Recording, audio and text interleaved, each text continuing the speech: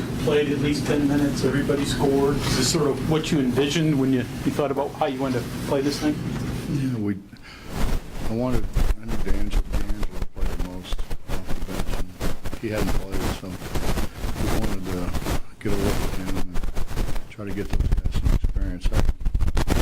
I didn't go over to JC and Dax, and they come out and JC doesn't take a shot. Dax takes 6.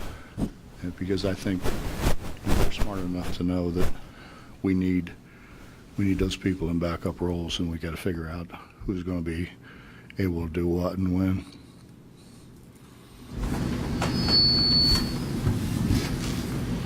What did you think of Hunter? Pardon? What did you think of Hunter? We just got to spend more time with him. I turned it over too much, but I thought, he did some really positive things too. We turned it over too much. I mean, we worked like crazy to create turnovers, and then we give it back to them 14 times.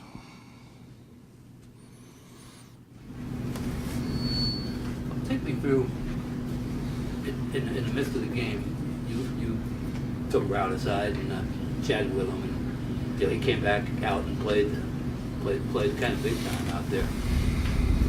What do you say when you take a kid like that? What are you doing, and how positive is it that they react to it rather than pout about it? Well, he's not. He gets it all the time. He's not a pouter. I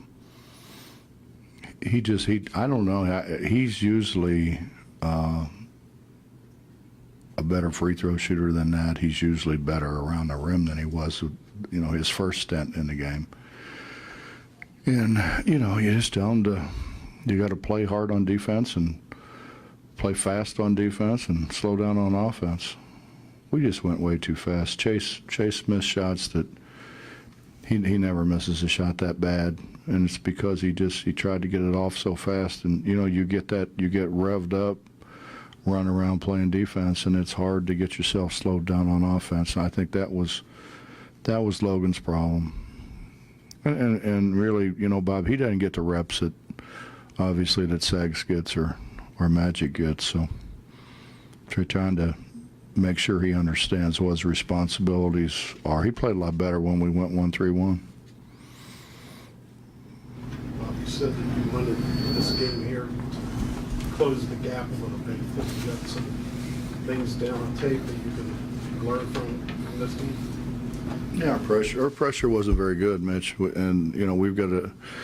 I mean, I think I know what it is, and we talked about it at halftime. I thought it was better the little bit that we played it in the second half.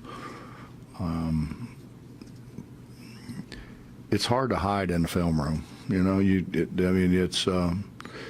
You put it up there, and it's pretty plain and evident, all the things, because it's an amazing thing they try to justify when you try to tell them that they didn't do what they were supposed to do. They always got some reason why they didn't do it, and when you're looking at it on film, it's hard to come up with those reasons. Coach, I'm sure you're obviously focused on what you guys can keep doing better, but what were maybe some impressions of Jesuit during the game that maybe stuck out to you, and what you think they can do moving forward? Well, I think they're very well coached. And I think that they play hard. They really play hard. You get swallowed up by size. I mean, we have pretty good size, and it's just hard. I mean, you every time you turn around, you're looking up at somebody. It's harder to make a pass. It's harder to make a shot. It really takes you out of rhythm. But they played hard. I thought after the initial, I guess, it's kind of like everybody comes in, they hear so much about the pressure that they kind of come in like very tentative. And once they stop being tentative, I thought they did a good job against our pressure. Talk about the process of bringing Wesley Harris along from not having played a year to being in the starting lineup. Well, Bob, I went down and before he got hurt, and I didn't really see anything but a practice, and they were getting ready to play the next day. I think I saw him twice, maybe 3 times. I don't know, but I knew we needed athleticism. I knew we needed length, and he had both of those things. And he's been a I don't want to say a surprise, but he's really been good to coach. You know, he wants to be a good player. He listens. He asks intelligent questions. And we really need his length, and he's our best rebounder right now. He gets more hard rebounds and more rebounds than anybody does. And he came in the other day and wanted some help with his shot, and so I spent a little time with him. Larry spent a little time with him, and he shot it really well today. He asked what motivated him, and he said being poor. You know anything about his upbringing? I mean, I asked him, well, what does being poor mean? He said, you ever gone to bed without eating? You know. Well, you can look at him and know that happened. I mean, well, look at you. You'd think you were really wealthy, if that's the barometer we're going to use.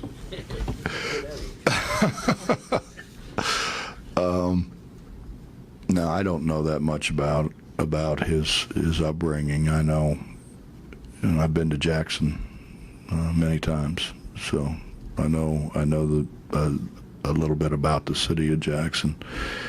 But he's just a good kid, you know. He listens. He tries to do the right thing, and I think he's like a lot of guys, you know. They want to be able to go make some money playing basketball eventually, and that's really not a bad motivator. Well, he didn't get hurt. Yeah, he sprained his ankle. But Mitch, you wouldn't know anything about this either, but when you're 165 pounds, you're not putting a lot of weight on. Back in the day. You know what I mean? Back in the day. Yeah, he'll be all right. Beatles tough. Beatles, he's gone through some stuff. You know, he had the ACL, and he got hurt this real bad ankle sprain early. I don't think this one is. Once you sprain it like that, it's just, you sprain it and it hurts for a little bit, and you tape it up and go. He'll tape it up and go.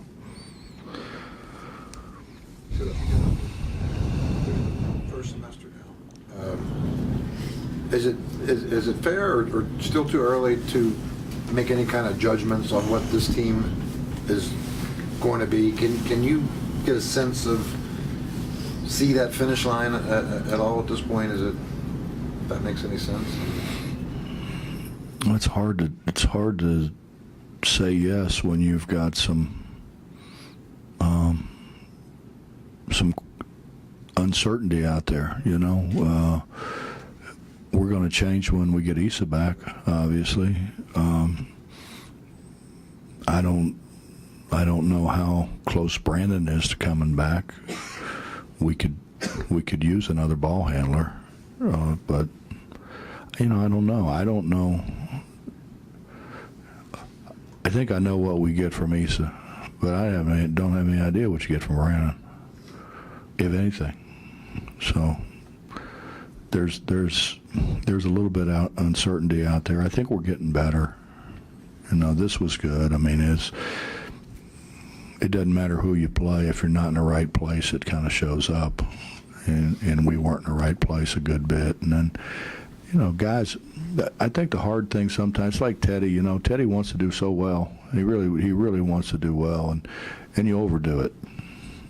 D'Angelo wanted to do well, and he overdid it. And we've got to continue to pass the ball better. And it was hard to run. It was hard to run. That flex stuff that we run, because they were really physical with it, which I think, those guys are like everybody else. They wanted the game to end so they could get to Pittsburgh and go wherever they're going next. So they didn't blow the whistle a lot, which is fine. That's good. Coach, Coach. What's the benefit of playing a game like this at this point in the year as opposed to like the Albany game? I don't know. You ever been locked in a room with like 14 other guys and you're just smacking each other for, 7 or 8 days? You probably wouldn't understand then. No, I mean, you play against the same guy every day, and the same guy fouls you every day, and you know what he's going to do. He knows what you're going to do. We didn't need to go that long at this point in time without being able to play against somebody else. You know what I mean? Like when you get out of that room, like you're looking for somebody smaller than you, you can just smack the hell out of, because it's, you know what I'm saying? It's. Bob, you mentioned Brandon. We just sort of assumed he would take the medical red shirt, but you think there's a chance he could play? When do you sort of have to make that choice? I don't know. I'm not sure about that either. I haven't really looked into it that much. He's doing some dummy stuff, but I don't know. I mean, I think if if we felt like he was going to come in and play substantial minutes, why would you redshirt him? So, we're a sprained ankle away from, not having a backup point guard. So, I mean, there's just a lot of variables. Did I dodge that well enough for you? Yeah, you did. Good. I'm getting better at it. Gaining confidence in your depth at 5? Safe to say that, or you still need to see some stuff there? Or? Justin, we do some of the dumbest stuff that you can't make it up, and if you told them to do it, they probably wouldn't do it. We were underneath the basket how many times? How do you block a shot from underneath the basket? And we were. I mean, Magic was under there. Sags, I don't think, left there underneath the basket. And they haven't done that before. Sags, I think, 3 times hit his hand on the rim trying to block a shot. He has never done that. He's a really good shot blocker. I don't know where that stuff comes from. It just kind of pops up every once in a while. We need to see some more than I mean, it sounds like. Yeah, well, I don't know. I don't know if it's a. Sometimes big guys play better against other big guys. Sometimes they don't, but sometimes they do. I don't. I was more concerned with our execution than anything else. When the first half, we weren't very good, and defensively. We were okay offensively, but. Totally off topic. Something I'm working on now. You played with him. Mm-hmm. What kind of player was he? What kind of person? Shot it every time. Every time. Down there, right? Well, I had him on one wing and Tony on the other. It wasn't like either one of them were throwing it back. It looked like he made a lot of them. I mean, he had a career. Oh, no, almost 50%. He could really shoot. He could really shoot. You know what? He shot it like Beetle. Shot it like right off his shoulder. He didn't get it up over his head the way, but got it off real quick like Beetle does. He's a 6'7" Beetle. Yeah, he wasn't that skinny though, but. Okay, I mean, obviously. He could score, but he's one of them guys. He could score, so could his man. I mean, we were just trying to get him on the same end of the floor as this man most of the time. You talk about somebody leak out now. Wow.